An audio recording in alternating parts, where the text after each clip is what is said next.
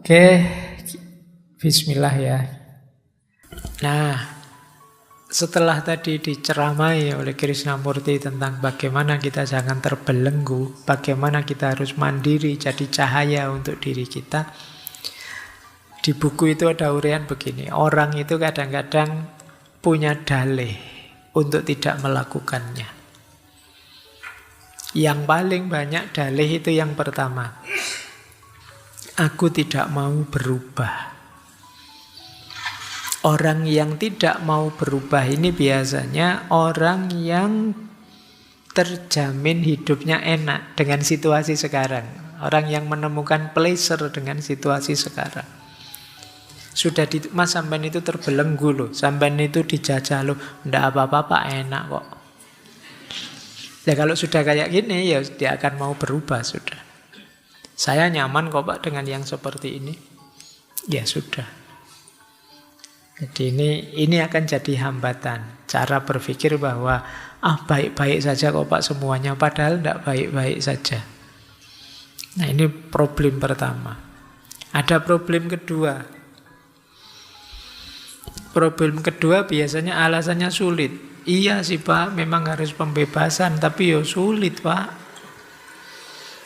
Tidak gampang melakukan itu. Kata Krishnamurti, kalau ada orang ngomong seperti ini, sebenarnya penghalangnya adalah dirinya sendiri. Dia menghalangi dirinya untuk tercerahkan.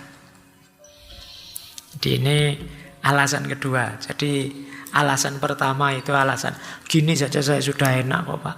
Alasan kedua, sulit Pak, ngapain susah-susah. Kita sering begitu. Ada lagi yang nomor 3. Ini mungkin lebih canggih alasannya. Saya tahu Pak itu penting. Tapi gimana terus? Tuntun saya dong. Arahkan saya dong. Itu di banyak sesi macam-macam pertanyaan yang sering muncul pada saya itu, caranya bagaimana Pak? Kita tidak sadar, kita bertanya caranya bagaimana, itu sebenarnya kita sedang menjebak diri kita untuk dijajah, untuk dikuasai. Level tertinggi hubungan dengan sesama, itu cinta. Terus pasti muncul pertanyaan, gimana Pak cara mencintai yang baik ya Pak? Itu cara. Terus kamu ingin saya jelaskan, terus saya jelaskan. Mencintai yang baik itu pertama begini loh. Kedua begini loh, dan kamu terima terus kamu jalankan. Itu kamu tidak sadar, kamu sedang membelenggu dirimu sendiri. Ya kamu tetap harus berpikir dong. Untuk konteks hidupku seperti ini Pak, mencintai yang ideal itu. Situasi saya karena seperti ini. Tapi banyak orang memasrahkan dirinya untuk dibelenggu. Iya Pak, saya tahu itu penting. Terus apa yang harus saya lakukan? Nah ini kamu sedang menyerahkan dirimu untuk dijajah. Makanya Krishnamurti bilang, bila aku cukup tolol untuk memberikanmu sebuah sistem, dan bila engkau cukup tolol untuk menganutnya, maka yang akan engkau lakukan hanyalah meniru, mencontoh, menyesuaikan diri, menerima. Dan bila engkau berbuat demikian, engkau telah menanamkan otoritas orang lain dalam dirimu. Sehingga terjadi pertentangan antara engkau dan otoritas itu. Jadi ini kita selama ini banyak bermain di sini. Ada yang tidak mau berubah karena sudah nyaman. Ada yang alasannya sukar. Ada yang pasif. Pasrah saja, ingin dituntun saja. Menyerahkan dirinya untuk dijajah. Inilah penghalang dari freedom from the now. Diri kita. Wong ini perjuangan memang melawan diri kita. Jangan dikira kenyamanan itu, kalau yang pertama ya, itu adalah simbol baik-baik saja. Karena nyaman tidak nyaman itu kalau manusia ya tergantung dinamika dirinya, kemudian pembiasaan yang dia lakukan. Orang yang biasa nyopet, ya nyopet itu ya nyaman-nyaman saja bagi dia. Orang yang biasa korupsi, dengan korupsi dia nyaman-nyaman saja, toh ya hidupnya enak. Jadi kalau sekedar nyaman, koruptor-koruptor yang belum tertangkap itu sekarang hidupnya nyaman sekali, enak. Dia tidak akan mau berubah. Maka kenyamanan tidak bisa jadi standar bahwa hidup kita sedang baik-baik saja. Baik, kita lanjutkan. Nah, ini yang melanjutkan tadi ya. Kata beliau, seseorang yang berkata, saya ingin berubah, beritahu saya caranya, tampaknya sangat sungguh-sungguh, sangat serius, tapi sebenarnya tidak. Dia menginginkan otoritas yang diharapkannya akan membawa ketertiban dalam dirinya. Tetapi dapatkah otoritas membawa ketertiban ke dalam? Ketertiban yang dipaksakan dari luar pasti akan selalu menimbulkan kekacauan. Penyebab utama kekacauan dalam diri kita adalah mencari realitas yang dijanjikan oleh orang lain. Jadi kita mengejar ideal, yang idealnya itu milik orang lain, yang dijanjikan oleh orang lain. Itu yang membuat hidup kita kacau. Kenapa? Tidak selalu ideal di orang lain itu cocok untuk kita. Orang lain ini pekerja keras, tiap hari dia kerja mulai pagi sampai sore, maka dia mengidealkan hidup plus istirahat. Bagi dia enaknya hidup itu ya sekali-sekali ada istirahatnya. Terus kita dengar idealismenya, wah berarti hidup itu harus istirahat ya. Terus kamu ambil ideologi itu. Padahal kamu selama ini hanya rebahan saja. Kamu tidak ngapa-ngapain tiap hari, ya kelesetan, lesehan, tidak ngapa-ngapain. Loh, kamu ambil ideologi istirahat tadi, tambah kacau hidupmu, gitu loh. Ideal di dia tidak selalu ideal di kita,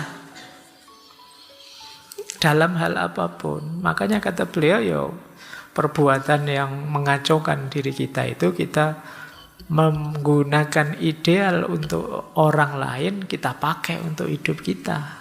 Kita tidak mau membaca dulu, aku ini sedang apa, dalam posisi apa, untuk situasi apa. Tidak selalu yang bagus untuk orang lain itu bagus untuk kita. Nah, kita kan sering begitu, nonton artis, bagus ya pakai baju begitu, besok kamu cari-cari beli baju begitu. Begitu dipakai, kok kebalikannya, kelihatannya jadi tidak sama. Kalau dipakai artisnya kok bagus, saya yang pakai kok kacau malah jadi. Ya karena dia beda dengan dirimu. Itulah. Baik, saya punya teman itu yang zaman mahasiswa, dia ingin sekali punya brewokan, punya jenggot banyak itu. Nah, satu ketika dia beli obat itu, tapi begitu tebal sekali brewokannya, dia malah takut sendiri. Ternyata tidak sama ya, saya lihat di film-film di anu itu bagus ya, kok saya yang pakai tidak bagus ya. Ya kamu belum mengukur dirimu sendiri dulu sebelum menerapkan yang dipakai orang lain. Jadi memang beda kita dan dia. Itulah yang selama ini sering kita lakukan. Itu masih mending orangnya sadar tidak cocok. Kadang-kadang kita itu ikut orang lain, sudah tidak cocok, tapi kita tidak sadar. Yo kayak beli baju versi artis tadi, kita tidak sadar itu tidak cocok ke kita. Pokoknya kita kemana-mana pakai bajunya artis tadi. Orang pada cekikian ketawa, kita merasa orang-orang mesti pingin baju kayak gini itu. Ya itu lebih tragis lagi. Baik, inilah yang digelisahkan oleh Krishnamurti. Jadi selama ini hidup kita itu hanya memulung pikiran-pikirannya orang, tanpa kita berpikir sendiri, tanpa kita kritis dan lain sebagainya. Baik, kita lanjutkan. Sekarang kita berfilsafat. Kita mulai filsafatannya ya, kalau tadi inti gagasannya. Kita dalami beberapa aspek. Filosofi kebebasan yang pertama. Kebebasan adalah kemanusiaan sekaligus kebenaran.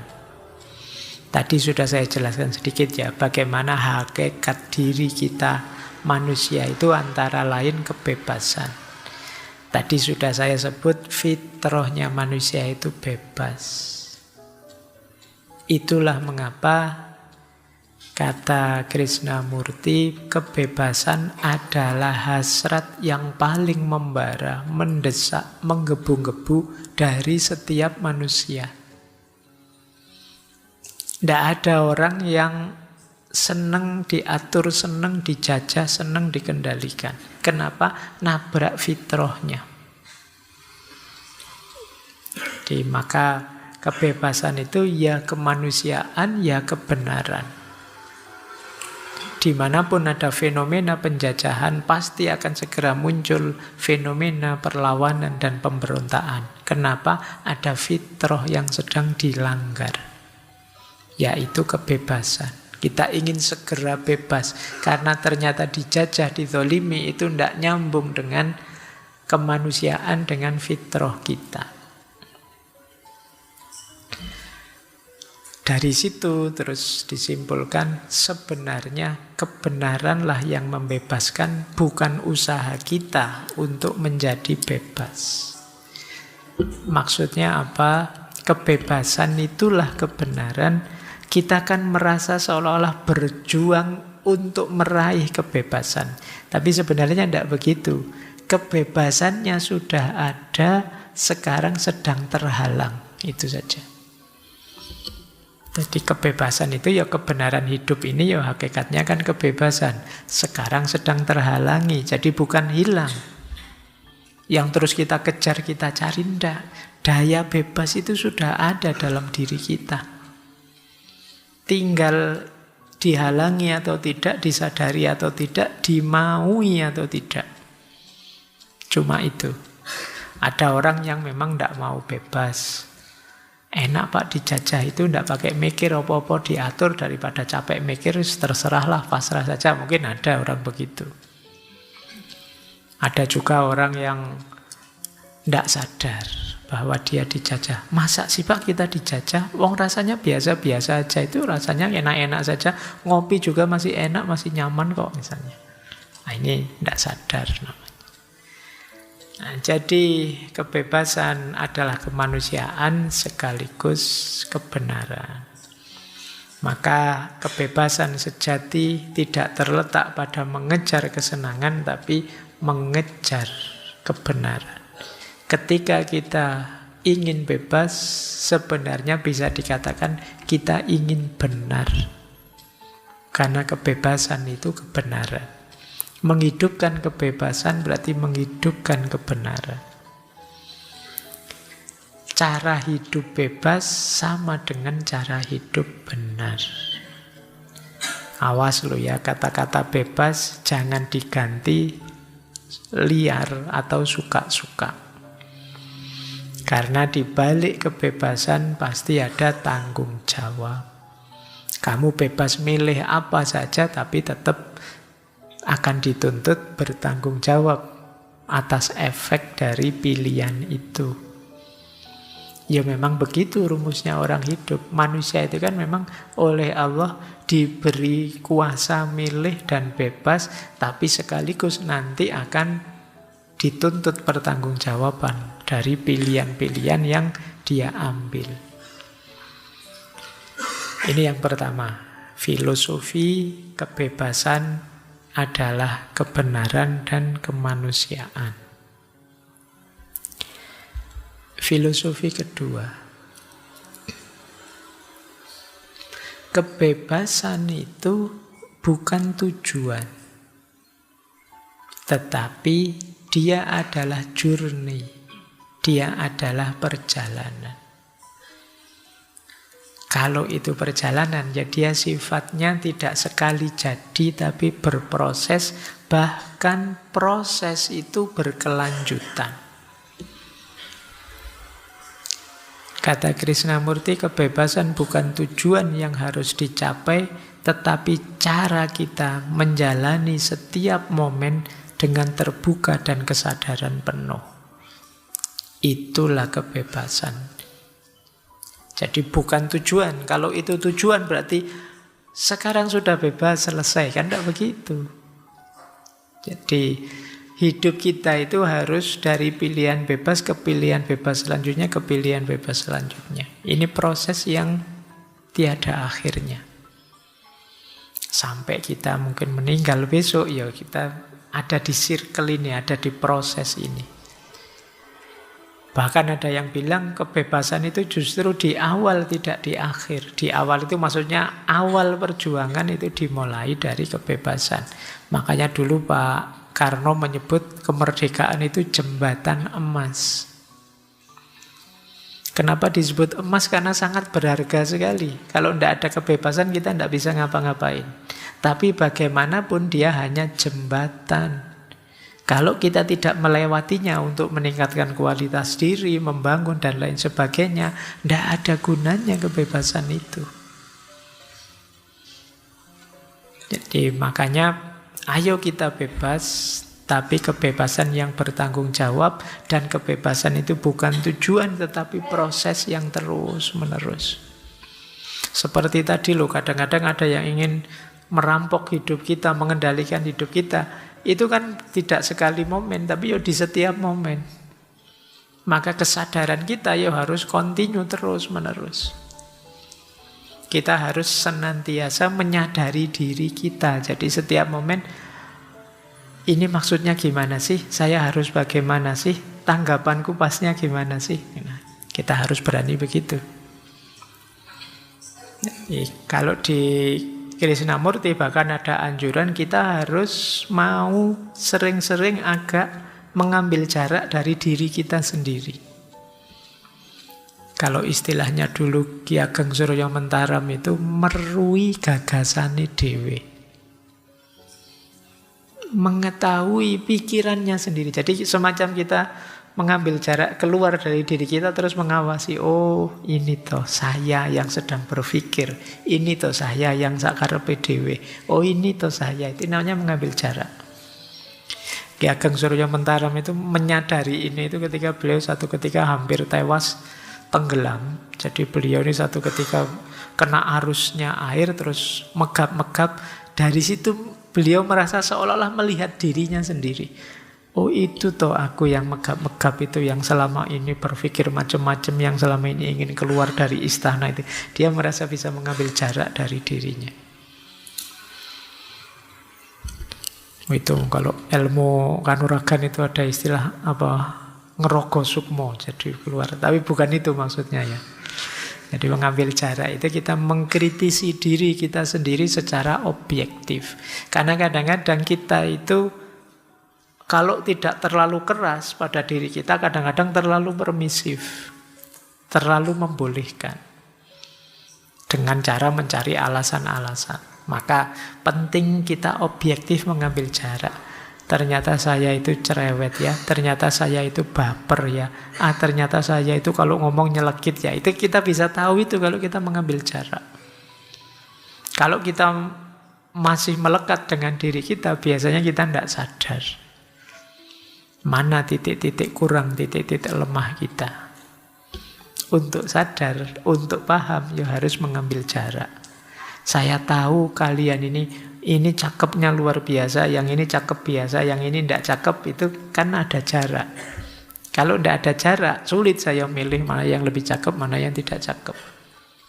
Bahkan warna saja, apakah ini krem atau putih, itu kalau saya nempel tembok wajah saya, tidak bisa membedakan. Bisa saya bedakan kalau mengambil jarak.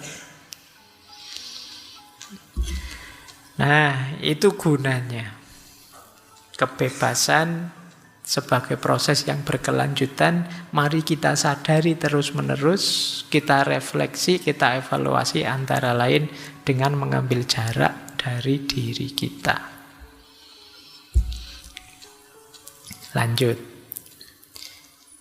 Nah, ini tadi sudah dijelaskan ya, bahwa kebebasan itu berawal dari pengenalan diri.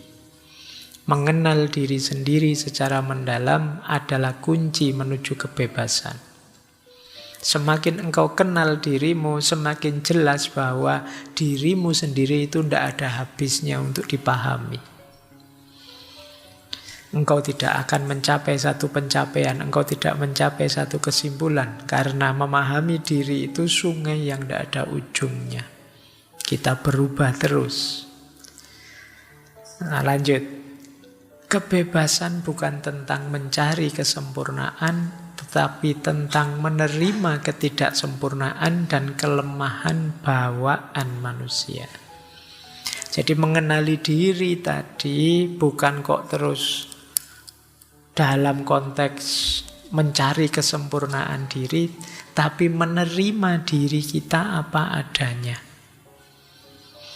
Banyak di antara kita yang setelah mengenali diri, kemudian hasilnya adalah membenci diri. Dulu kita pernah membahas ini di self-hate, self-hatred, kebencian pada diri kita. Mari kita terima diri kita plusnya maupun minusnya, kelebihannya maupun kekurangannya. Inilah nanti yang kalau dalam bahasa agama disebut makom ridho. Apapun kondisi kita, mari kita terima. Jadi bagian dari pengenalan diri yang kita terima ya sehubungan dengan kebebasan tadi. Jadi jangan kita menganggap bahwa saya itu banyak lemahnya kok Pak, saya tidak berharga Pak. Berarti memang saya itu levelnya inferior, jadi saya ikut sajalah yang pinter-pinter, ikut sajalah yang jago-jago. Akhirnya kita jadi minder. Kita tidak berkembang. Jadi pengenalan diri, kemudian kita pahami, oh saya kuat di sini, tapi saya agak lemah di sini. Tetap kita terima. Untuk nanti kita upgrade lagi diri kita. Jadi bukan kita benci, kita marahi. Karena biasanya kalau sudah dibenci terus ditinggal. Saya tidak suka Pak dengan diri saya yang kayak gini. Benci sekali dengan diri saya. Kok bisa? Itu biasanya terus kita meninggalkan diri kita. Cirinya ya hidup akhirnya malah tidak ngontrol. Suka-suka. Kalau dimarahi orang, kamu Mbok jangan begitu itu. Biar saja saya memang rendah kok. Saya memang tidak berharga kok. Terus jadi begitu. Siapalah saya, gitu terjadi begitu. Ini namanya self-hate. Nggak, kalian tetap berharga. Setiap orang istimewa. Allah mengizinkan kalian hadir dan bukan yang lain yang hadir di muka bumi ini saat ini. Itu pasti karena kalian memang istimewa.